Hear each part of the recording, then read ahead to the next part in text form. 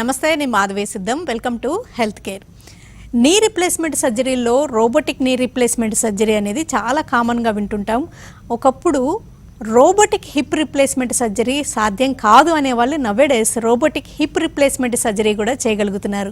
అంటే ఇంతకుముందు సర్జరీస్తో పోలిస్తే రోబోటిక్ హిప్ అంటే తుంటి మార్పిడి శస్త్రచికిత్స వల్ల ఎలాంటి అడ్వాంటేజెస్ ఉంటాయి, మరి ఎవరికి సర్జరీ చేస్తుంటారు, దీనివల్ల కోత కానీ లేకపోతే హీలింగ్ అని తొందరగా అయ్యే అవకాశం ఉంటుందా, హాస్పిటల్ స్టే తక్కువ ఉంటుందా, రోబోటిక్ హిప్ రీప్లేస్మెంట్ వల్ల ఎలాంటి ప్రయోజనాలు అధిక ప్రయోజనాలు ఉంటాయి, ఈ వివరాలన్నీ అందించడానికి Medicover hospitals Secunderabad branch HOD chief joint replacement surgeon doctor Uday Krishna Myneni మనతో ఉన్నారా? ఆయన అడిగి మరిన్ని విషయాలు తెలుసుకుందాం. నమస్తే sir, welcome to the show అండి. అంటే ఇంతకుముందు రోబోటిక్ హిప్ రీప్లేస్మెంట్ అందుబాటులో లేదు అని డిస్కస్ చేసుకున్నాం, మనం కూడా ఒకసారి మాట్లాడుకున్నాం ఒక ప్రీవియస్ ఎపిసోడ్స్లో. ఇప్పుడు అది సాధ్యమంటారా?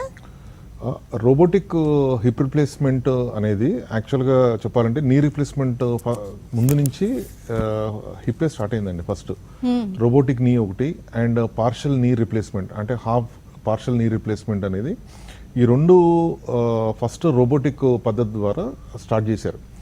తర్వాత నీ రిప్లేస్మెంట్ తర్వాత మిగతావి స్పైన్ ఇవన్నీ రోబోటిక్ పద్ధతులు వచ్చినాయి.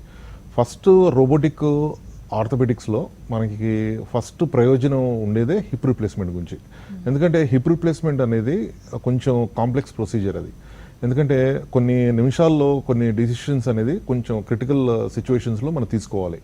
ఆ సిచ్యువేషన్లో ఏంటంటే చాలా ఎక్స్పీరియన్స్డ్ సర్జన్స్ మన పొజిషన్ ఆఫ్ ది కాంపోనెంట్స్ మనం పెట్టే పరికరాలు కరెక్ట్ పొజిషన్లో పెట్టకపోతే పెట్టిన జాయింట్ ఇమ్మీడియట్గా డిస్లొకేట్ అయ్యే అవకాశం ఉంది, అంటే అప్పటికప్పుడు రిజల్ట్ వచ్చే అవకాశం ఉంది. అందుకనే ఆ 3 డైమెన్షనల్ ఏదైతే మనకి ఉందో హిప్ జాయింట్ అనేది తుంటి అనేది అది కొంచెం రోబోటిక్ అసిస్టెడ్ ద్వారా చేస్తే రికవరీ ఫాస్ట్గా ఉంటుందండి. ఓకే, అసలు ఒక విధంగా చెప్పాలంటే మోకిళ్ళ మార్పిడి శస్త్రచికిత్స కంటే తుంటి మార్పిడి శస్త్రచికిత్స అనేది ఇంకొంచెం క్లిష్టమైందని వింటుంటాం కదండి. ఎస్, హిప్ రిప్లేస్మెంట్ అనేది కొంచెం మజిల్స్ ఎక్కువగా సాఫ్ట్ టిష్యూస్ ఎక్కువగా ఉంటాయి.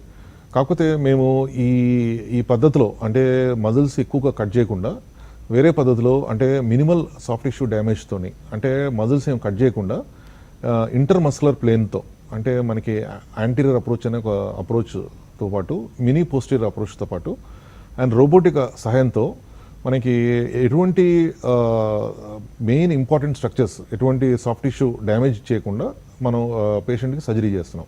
దాని ద్వారా ఏమవుతుందంటే ఒక్కసారి సాఫ్ట్ టిష్యూ కటింగ్ ఏం లేకపోతే ఆపరేషన్ తర్వాత స్వెల్లింగ్ ఉండదు, న్యాచురల్గా పెయిన్ ఉండదు. సో ఆపరేషన్ చేసిన 24 అవర్స్ లోపలే పేషెంట్లు డిశ్చార్జ్ అయ్యే అవకాశం ఎక్కువ ఉంటుంది. ఓకే, ఒకప్పుడుతో పోలిస్తే తుంటి మార్పిడి శస్త్రచికిత్సలు కూడా బాగా పెరిగిపోయాయి, ఎందుకని అంటారు? ఇప్పుడు మనకి హిప్ రిప్లేస్మెంట్స్లో మేము ప్రధానంగా చూసేది ఈ మధ్యకాలంలో ఏంటంటే ఈ కోవిడ్ తర్వాత పోస్ట్ కోవిడ్ తర్వాత ఎక్కువ మంది స్టెరాయిడ్స్ బారిన పడి కోవిడ్ టైంలో వాళ్ళకి స్టెరాయిడ్స్ ఎక్కువగా అంటే మనకి లంగ్ ప్రాబ్లమ్స్ రావడం వల్ల స్టెరాయిడ్స్ ఎక్కువ మోతాదులో తీసుకోవడం వల్ల హిప్ జాయింట్లో మనకి రక్త ప్రసారం మీద డైరెక్ట్గా ఎఫెక్ట్ పడింది స్టెరాయిడ్స్ వల్ల.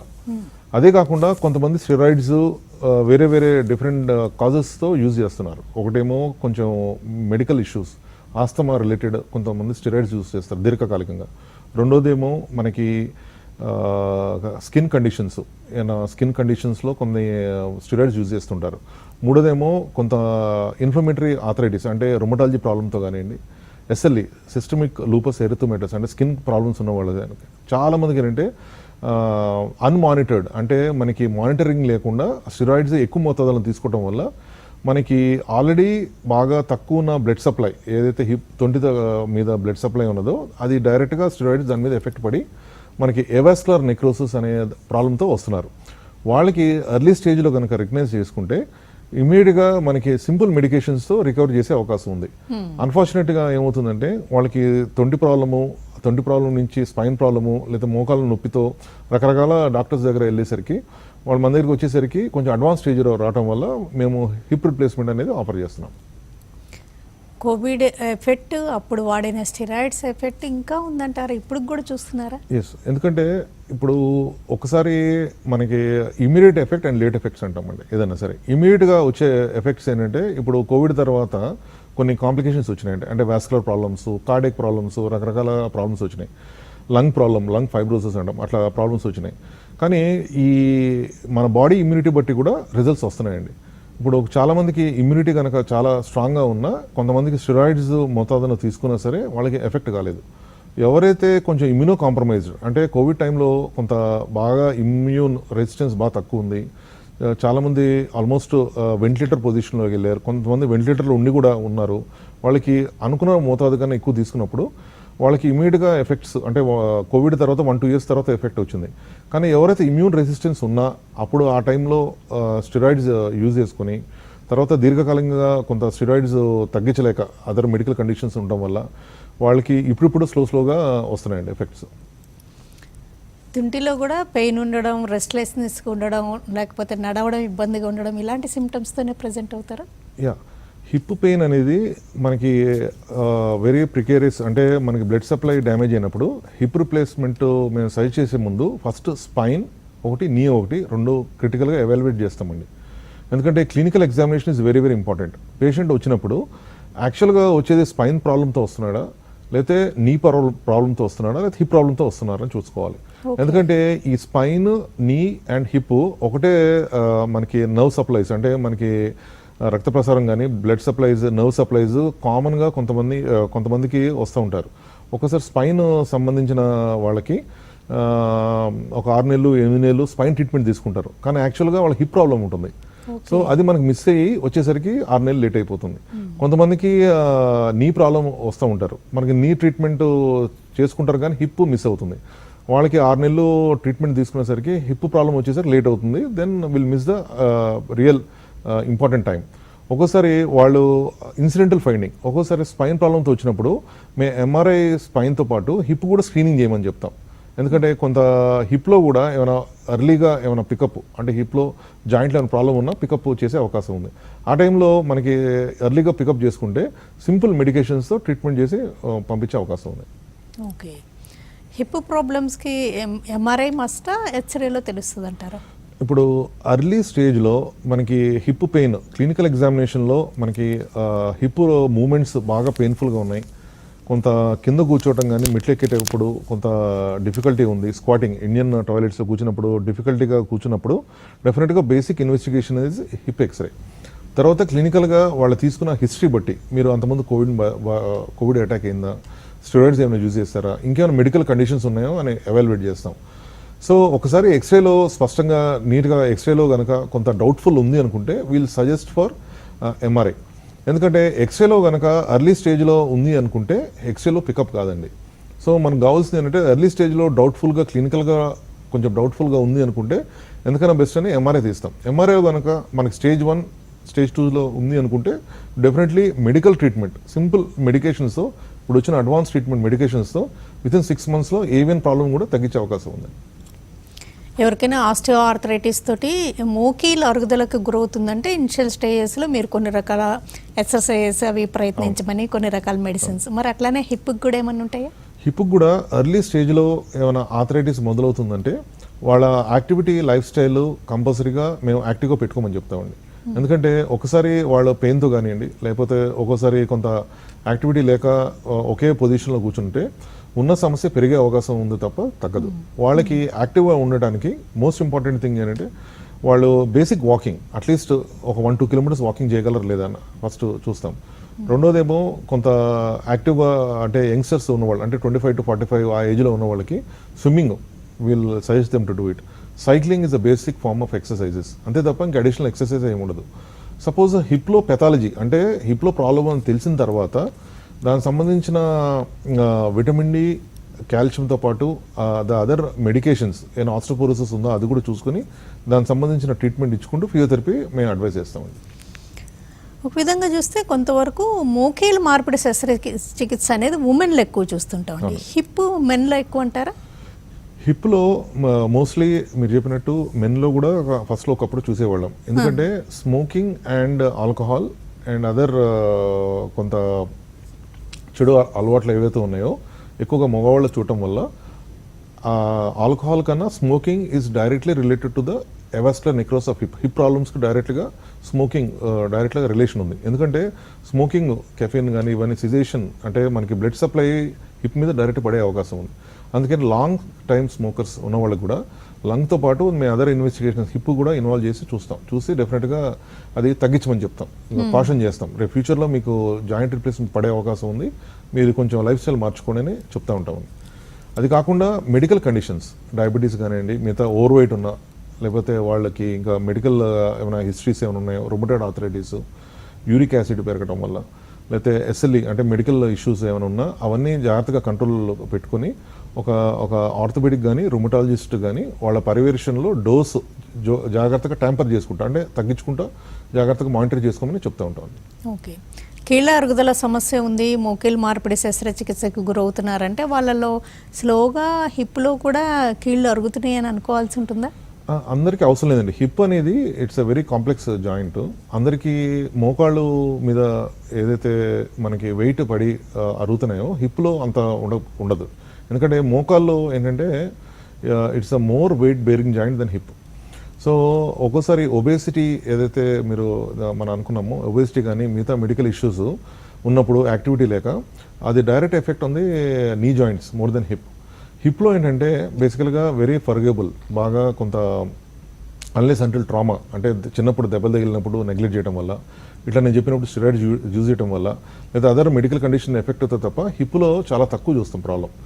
ఒక 10 మందిలో 8 మంది నీ రిప్లేస్మెంట్కి వెళ్తే ఒక 2 మెంబర్స్ వరకే హిప్ రిప్లేస్మెంట్ వరకు వస్తారండి. వయసు పైబడిన వాళ్ళలో ఇదొక కండిషన్ వింటుంటామండి, జారి పడడం, బాత్రూంలో జారడం, తుంటి మార్పిడి శస్త్రచికిత్స జరగడం. అంటే ఏంటి వాళ్ళలో ఆస్టియోఆర్థరైటిస్ అయినా? ఈ హిప్ ఫ్రాక్చర్స్ అనేది డిఫరెంట్ ఏజ్ గ్రూప్స్లో అవుతూ ఉంటాయి. ఒకటేమో మనకి సడన్గా రోడ్ ట్రాఫిక్ యాక్సిడెంట్స్లో హిప్ ఫ్రాక్చర్స్ అవుతూ ఉంటాయి. These are all younger population, అంటే యంగ్స్టర్స్లో ఎవరైతే 45-50 లోపల ఉన్న వాళ్ళకి హిప్ ఫ్రాక్చర్స్ అయిన వాళ్ళకి మేము ఎటువంటి తుంటి రిప్లేస్మెంట్ సర్జరీ అనేది మేము చెప్పాం. వాళ్ళకి డెఫినెట్గా వాళ్ళకి న్యాచురల్ హిప్ ఏదైతే ఉందో దాన్నే ప్రిజర్వ్ చేయడానికి ట్రై చేస్తాం. కొంతమందికి 65-70 తర్వాత జారి పడిపోయి, మెట్ల దగ్గర నుంచి జారి పడిపోయి, పాతులను జారి పడిపోయి, హిప్ మీద లోడ్ పడి ఒక్కోసారి హిప్ ఫ్రాక్చర్గా అయ్యే అవకాశం ఉండదు.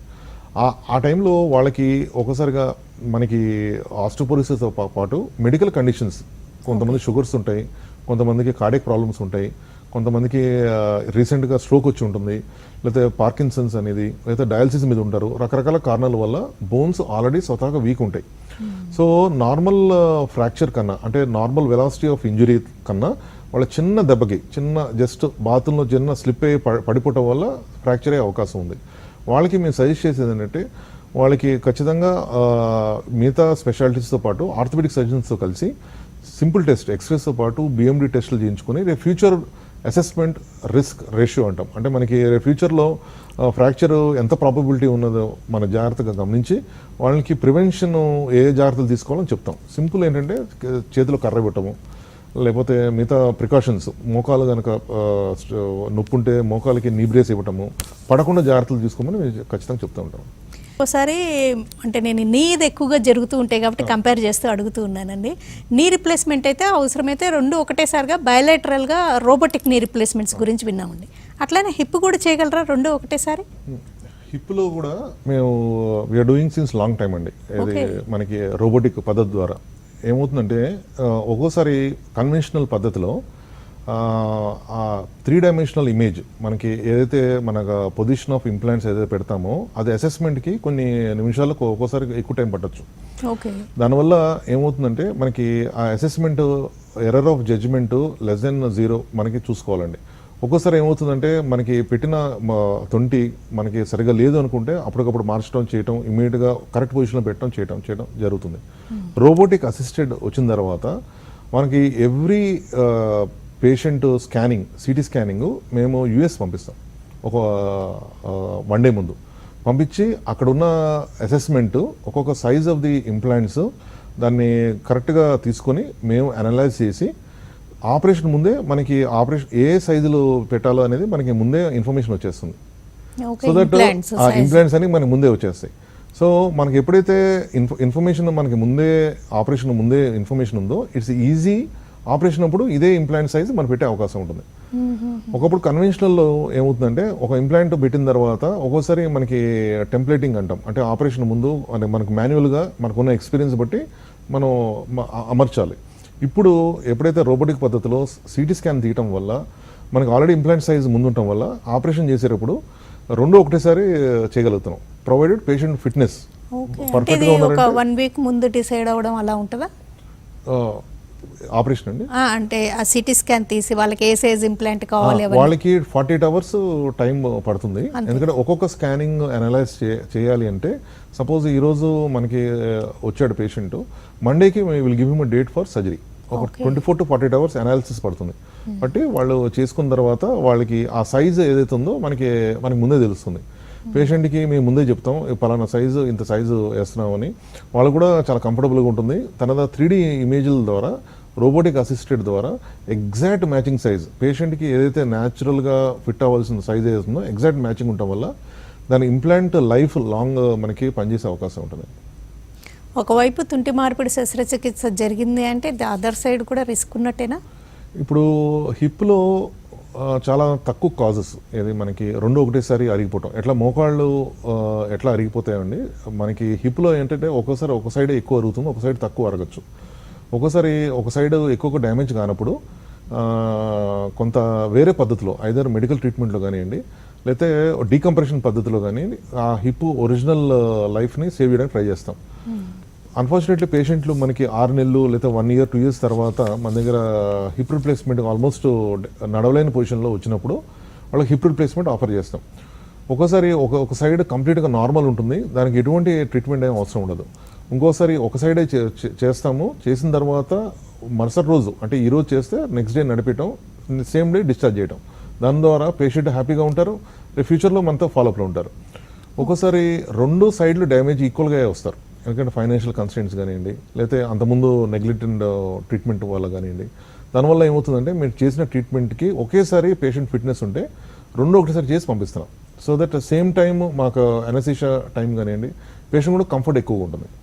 ఓకే, అంటే ఈ కోర్ డీకంప్రెషన్ అనే దానికి ఇంకా రోల్ ఉందండి? ఈ ప్యూర్లీ కోర్ డికంప్రెషన్ అనేది it has its own role. ఎందుకంటే ఇప్పుడు ఎప్పుడైతే రక్త ప్రసారము ఏదైతే డ్యామేజ్ అయిందో అండి, అది ఒక ఎడిమా లాగా, అంటే లోపల రక్త ప్రసారము అంటే మనకి లోపల నుంచి కంప్లీట్గా వాక్యూమ్ లాగా ఉంది. దాన్ని డీకంప్రెషన్ చేసి వాక్యూమ్ రిలీజ్ చేస్తున్నాం హిప్లో. చేసినప్పుడు ఏమవుతుందంటే ఇమీడియట్గా పెయిన్ 24 to 48 అవర్స్ పేషెంట్కి ఇమీడియట్గా రిలీఫ్ ఉంటుంది. కానీ కోర్ డికంప్రెషన్తో పాటు స్టెమ్ సెల్స్ అనేది మేము కంపల్సరీగా కొంత ఐడియల్ పేషెంట్స్కి ట్రీట్మెంట్ ఇస్తున్నాం. దాని ద్వారా ఏమవుతుందంటే లైఫ్ స్పాన్ హిప్ జాయింట్ ఎక్కువ కాలం పెరిగే అవకాశం ఉంటుంది. రోబోటిక్ హిప్ రిప్లేస్మెంట్ కుదరని సందర్భాలు కొంతమందికి ఇంతకుముందు కన్వెన్షన్ పద్ధతిలో చేసిన విధానంలో చేయడం ఇలా కూడా జరుగుతూ ఉంటుందా? జరుగుతూ ఉంటాయండి. ఒక్కోసారి ఇప్పుడు పేషెంట్స్కి ఆల్రెడీ లోపల ఇంప్లాంట్ ఉంటుందండి, ఆల్రెడీ వేరే చోట మనం చేసిన పద్ధతిలో ఫ్రాక్చర్ అయ్యి వేరే ఇంప్లాంట్స్ అమర్చి ఉంటాయి లోపల, అది ఒక్కోసారి జరిగిపోయి ఉంటాయి. దాన్ని తీసి మళ్ళీ చేయాలి అంటే ఒక్కోసారి సిటీ స్కాన్ ఒక్కోసారి ఆ ఇంప్లాంట్స్ మీద కరెక్ట్గా సైజింగ్ రాకపోవచ్చు. అప్పుడు వాళ్ళకి మేము పేషెంట్కి డిస్కస్ చేసి ఒక్కోసారి రోబోటిక్ పద్ధతిలో ట్రై చేస్తాము, ఒక్కోసారి సిటీ స్కాన్ అనుకున్నట్టు మెజర్మెంట్స్ రాకపోతే మనకి డెఫినెట్గా కన్వెన్షనల్ పద్ధతిలో చేసే అవకాశం ఉంటుందని చెప్తాం. కానీ రొటీన్గా ఎంత కాంప్లెక్స్ హిప్ సర్జరీస్ అయినా సరే మనకి సిటీ స్కాన్లో వచ్చే మనకి ఆపరేషన్ ముందు సిటీ స్కాన్లో మనకి ఐడియల్గా సైజ్ ఆఫ్ ది పొజిషన్ తెలిసిపోతూ ఉంటుంది. సో 90 to 95% రోబోటిక్ పద్ధతిలో చేస్తాం. ఒక్కోసారి ఏమవుతుందంటే 1, 2 సార్లు 3 సార్లు 4 సార్లు ఒక్కోసారి హిప్ ఫెయిల్ అవుతూ వస్తూ ఉంటుంది. వాళ్ళకి కొంత ఛాలెంజింగ్గా కన్వెన్షనల్లో చేయాల్సి వచ్చే అవకాశం ఉంటుంది. ఓకే, అంటే రీడు కూడా జరుగుతూ ఉంటాయి అంటారా హిప్ రిప్లేస్మెంట్లో? అన్ఫార్చునేట్గా అన్ని సర్జరీస్లో లాగానే దీంట్లో కూడా 1% ఆఫ్ రిస్క్ ఆఫ్ ఇన్ఫెక్షన్ ఉంది. అంటే మనకి గుడ్ ఇంటర్నేషనల్ స్టాండర్డ్స్ థియేటర్స్ ఉండటం వల్ల రిస్క్ ఆఫ్ ఇన్ఫెక్షన్స్ తక్కువ ఉండే. కాకపోతే ఒక్కోసారి అన్ఫార్చునేట్గా పేషెంట్కి ఇంకేమైనా మెడికల్ ఇష్యూస్ కానివ్వండి మిగతా కొన్ని కారణాల వల్ల ఇన్ఫెక్షన్స్ ఏమైనా తగిలితే ఒక్కోసారి జాయింట్లో ఇన్ఫెక్షన్ ఫ్లూయిడ్ వచ్చినప్పుడు దానికి 2-3 స్టేజ్ల్లో తీయాల్సి వస్తుంది ఇంప్లాంట్. ఒక్కోసారి వేసిన ఇంప్లాంట్ బాగానే ఉంటుంది, ఒక్కోసారి జారి పడే అవకాశం ఉంటుంది. పేషెంట్ ఇంట్లో పడిపోయినప్పుడు మళ్ళీ రీఫ్రాక్చర్ అవుతుంది, దానికి మళ్ళీ రీడూ చేయాల్సి వస్తుంది. ఒక్కోసారి మనకి 2-3 సార్లు వేరే చోట ఎక్కడ జరిగి మనం జాయింట్ వేసిన తొలగిపోవటం వల్ల ఒక్కోసారి దాన్ని మళ్ళీ సెట్ చేసి మళ్ళీ పద్ధతిలో కరెక్ట్గా పెట్టే అవకాశం కూడా ఇది ఇట్ టేక్స్ టైం అనమాట. కానీ రోబోటిక్ నీ రిప్లేస్మెంట్ వినపడినంత ఎక్కువగా రోబోటిక్ హిప్ రీప్లేస్మెంట్ వినపడదా, ఎందుకంటే కొన్ని సెంటర్స్లోనే చేస్తున్నారు ఇది. యా, ఎందుకంటే ఇప్పుడు దానికి సపరేట్ రోబోటిక్ సెంటర్స్ ఉన్నాయండి. ఓకే, అంటే నీకి వాడే రోబోటిక్ పద్ధతి దీనికి సూట్ అవుతుంది, దీనికి వేరే సెటప్. కొన్ని రోబోటిక్స్లో ఏవైతే యూజ్ చేస్తున్నామో మేము ఎస్పెషల్లీ మేకో స్ట్రైకర్ అని యూజ్ చేస్తున్నాము. దాంట్లో ఏంటంటే మనకి తొంటితో పాటు మోకాలతో పాటు అండ్ పార్షల్ నీ రీప్లేస్మెంట్ అనేది సాఫ్ట్వేర్ ఆల్రెడీ ఉంది దీంట్లో. సో పేషెంట్కి మోకాలు ఆపరేషన్ అయితే మోకాలు సంబంధించిన సాఫ్ట్వేర్ యాక్టివేట్ అవుతుంది, హిప్ కావాలంటే హిప్కి సంబంధించిన యాక్టివేట్ అవుతుంది. సపోజ్ పార్షల్ నీ అంటే ఓన్లీ హాఫ్ నీ రీప్లేస్మెంట్ చేయాలంటే అది మనం యాక్టివేట్ చేసి మనం ఆ సిటీ స్కాన్స్ తీసుకునే అవకాశం ఉంటుంది. ఇదే ఇంత అడ్వాన్స్డ్ టెక్నాలజీ మిగతా అన్ని రోబోట్స్లో ఉండవండి. సో ఇప్పుడు వస్తున్నాయి కానీ బట్ ఇంత అడ్వాన్స్మెంట్ ట్రీట్మెంట్ మనకి ఈ పద్ధతి ఈ రోబోటిక్ దాంట్లోనే ఉందండి. అంటే ఇక్కడ మెడికవర్ సెంటర్, సికింద్రాబాద్ సెంటర్లో. ఓకే, ఇప్పుడు దాకా ఎన్ని చేశారంటారు robotic hip replacements? Robotic hip నంబరుతో నీతో పోలిస్తే డెఫినెట్గా నెలకి 10 నుంచి 15 దాకా చేస్తూ ఉంటారు ఓన్లీ రోబోటిక్ పద్ధతిలో. నీ అరౌండ్ 60 to 70 చేసిన, బట్ హిప్ మాత్రం డెఫినెట్గా కొంచెం తక్కువ ఉంటుంది. ఎందుకంటే మోకాళ్ళు మార్పిడి అనేది చాలా సర్వసాధారణ, ఎక్కువ మంది వస్తారు. ఎందుకంటే దానికి పెథాలజీ అంటే మోకాళ్ళు అరిగిపోవటము అది సర్వసాధారణము, అదే వెరీ కామన్ సర్జరీ. హిప్కి వచ్చేసరికి కొంత కాంప్లెక్సిటీస్ బయట ఫెయిల్ అయిన కేసెస్ ఉంటాయి, దాని అసెస్మెంట్ చేసుకొని ఫైనాన్షియల్గా కన్సర్న్స్ ఉంటాయి. సో ఇవన్నీ మేము చూసుకొని జాగ్రత్తగా చూసుకొని సో నెలకి ఒక 10 నుంచి 15 దాకా చేస్తూ ఉంటాం. అంటే ఇప్పుడు దాకా చేసినవన్నీ మీకు బాగా సక్సెస్ఫుల్గా అంటే ప్రామిసింగ్ రిజల్ట్స్ ఇచ్చాయా? డెఫినెట్గా అండి, ఎందుకంటే we are practising more than 20 years దాంట్లో హిప్లో. మనకి ఒక్కోసారి మన కళ్ళతో చూసింది ఒకటి అనిపించినప్పుడు రోబోటిక్ అసిస్టెన్స్ ద్వారా ఏమవుతుందంటే మోర్ అక్యురసీ, అంటే ఇంకొంతకాలం మనకి ఆ జాయింట్ చేస్తే బాగుంటుందని ఉద్దేశంతో మనకి ఆ కాంపోనెంట్ పొజిషన్ కానీ మోర్ అక్యురేట్ నియర్ నార్మల్ అంటే 100 to 100% నార్మల్లో మనకి అమర్చే అవకాశం ఎక్కువ కనబడుతుందండి రోబోటిక్ పద్ధతి ద్వారా. ఈ రోబో అసిస్టెడ్ హిప్ రీప్లేస్మెంట్ అయ్యాక, ఈ తుంటి మార్పిడి శస్త్రచికిత్స అయ్యాక వాళ్ళు ఎన్ని రోజుల్లో నడవగలుగుతారు? ఇప్పుడు ఈ పేషెంట్స్ ఎవరైతే అర్లీగా చేయించుకుంటారో అంటే కొన్ని కారణాల వల్ల ఏవియన్ హిప్ డ్యామేజ్ అవడం వల్ల కానివ్వండి, లేకపోతే మిగతా మెడికల్ ఇష్యూస్ వల్ల 25 to 55 ఉన్న వాళ్ళు ఎక్కువ మంది ఆపరేట్ చేస్తుంటాం. వాళ్ళకి ఆపరేషన్ చేసిన మరుసటి రోజే లేదా సాయంత్రమే వాళ్ళు నడిపించడం జరుగుతుంది. Next day discharge, only 24 to 48 hours discharge హిప్కి. ఎందుకంటే హిప్లో మనకి నర్వ్ సప్లై కానీ మిగతా బ్లడ్ సప్లై ఎక్కువగా ఉండటం వల్ల ఎప్పుడైతే మనకి పెయిన్ రిలీవింగ్, ఎప్పుడైతే ఆపరేషన్ తర్వాత వాళ్ళ పెయిన్ రిలీఫ్ అయిందనుకోండి, వాళ్ళకి నీ కన్నా వీళ్ళు తొందరగా డిశ్చార్జ్ అవుతున్నారు. ఎందుకంటే నీలో ఏంటంటే కొంత సెన్సిటివ్ పార్ట్ ఎక్కువ ఉండదు, ఎందుకంటే అది సూపర్ఫిషియల్ బోను, స్కిన్ అవన్నీ కొంచెం సూపర్ఫిషియల్గా ఉంటాయి. ఒక్కోసారి కొంత పెయిన్ అప్పుడప్పుడు ఉన్నప్పుడు ఒక ఫ్యూ అవర్స్ ఒక హాఫ్ డే ఎక్స్ట్రా అటు పెడుతున్నాం. హిప్కి ఏంటంటే ఆల్రెడీ వాళ్ళు బాగా నడవలేని పొజిషన్లో వీల్ చైర్ బాండ్లో, తర్వాత హిప్ మూమెంట్స్ అంటే కనీసము బాత్రూమ్ కూడా వెళ్ళలేని పొజిషన్లో ఉన్నప్పుడు వాళ్ళకి ఒక్కసారి నార్మల్ జాయింట్ ఇచ్చినప్పుడు వాళ్ళ రికవరీ ఫాస్ట్ ఉంటుందండి హిప్లో. ఓకే, ఇంప్లాంట్స్లో కూడా రకాలు ఉండడం, వాళ్ళకి వాళ్ళ బడ్జెట్ని బట్టి మరి ఇంప్లాంట్స్ సజెస్ట్ చేయడం ఇలా కూడా ఉంటుందండి?